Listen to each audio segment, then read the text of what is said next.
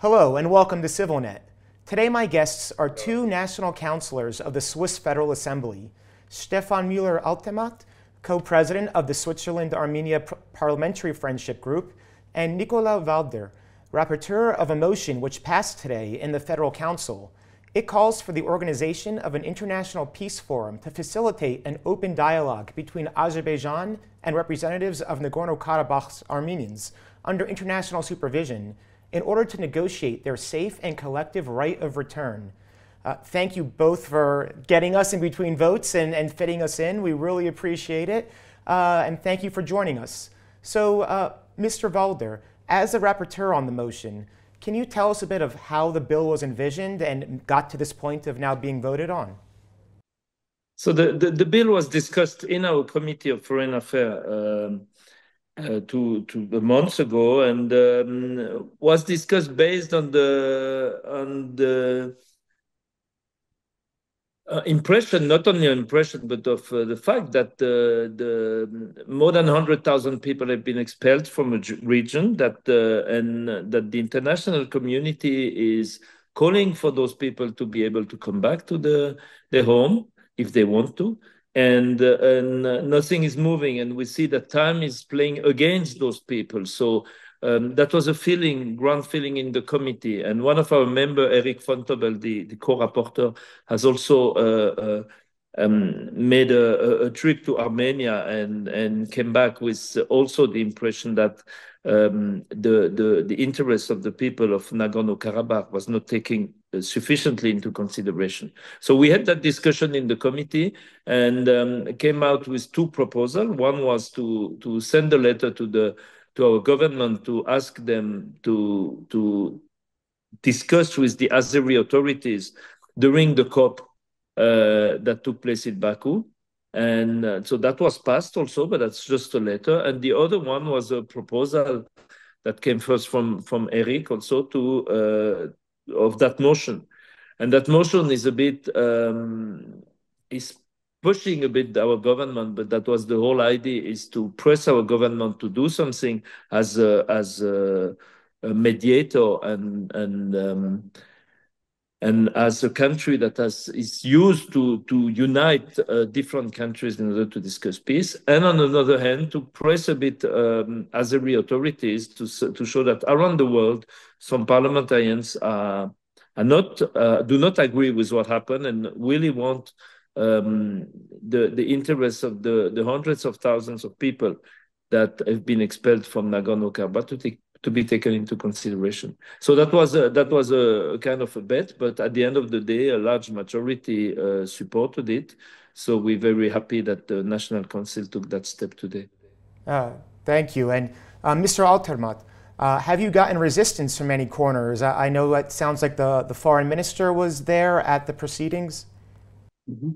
Yes, the foreign minister and the government itself, the Federal Council, was against that motion because of reasons of neutrality, and he argued that it could be counterproductive in the negotiations between Armenia and Azerbaijan, and our point and the point of the committee as well as of the majority of the council was that there is no voice for the people of Nagorno-Karabakh. They have no voice in these negotiations. There is a third party, and we want to give this third party, people of Nagorno-Karabakh, also a voice. That's why we wanted to have this peace forum. So that the government was against us, and of course also we had some letters from Azerbaijani politicians that said, well, that's not good for the negotiations. It's not good for peace building in the sense of Azerbaijan, of course. Yes, that's part of the game. We received the letters and put it into the round order. Yeah. Was there any appearance at this vote by the Azerbaijani ambassador or anyone of that nature? Well, today I don't know. I didn't see any one of them, but of course we got some letters more or less officials calling us not to vote for that motion, but that's also a bit part of the game. Even if it's not usual that foreign government directly or indirectly try to interfere in decisions of the parliament, but that happens sometimes. And of course, we too, we were not the main adversaries of this lobbying, because we are part of the the Armenian fraction, so to say. Yeah. And I'm sure some are saying, okay, the idea of Swiss neutrality means we do not get involved in this, but at the same time, is Switzerland involved in the Azerbaijani situation in any other way? And how do you perceive the idea of neutrality perhaps in a different way? So I may start with it. I think it's a different concept of neutrality. Personally, I consider that our neutrality has to stick to the international law. Our neutrality is at the disposal of the international law, and our neutrality is not to take a stand, but is to make people respect the international law. It can be humanitarian law or others. So we have to use our neutrality to call for the respect of human rights, to call for the respect of international humanitarian law. And in case of conflict, or in case of what happened in Nagorno-Karabakh with the expelled of tens of thousands of people, then we have to, as a neutral country, use our neutrality to make the right of the people be respected. So I think it's not the concept of, some people have the concept of neutrality not being part of the world, being aside and making business with whoever we want, but not taking a stand politically. We consider that neutrality should be should have an objectives and civil objective.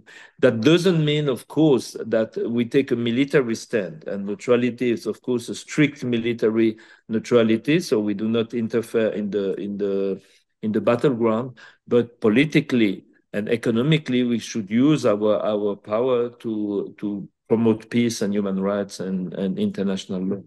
And simply spoken, we can say where in the conflict between good and bad is neutrality. There's no neutrality in such a conflict. And the conflict, the territorial conflict of Nagorno-Karabakh had not been solved on basis of international law. It has been solved by the law of the strength and of brutality.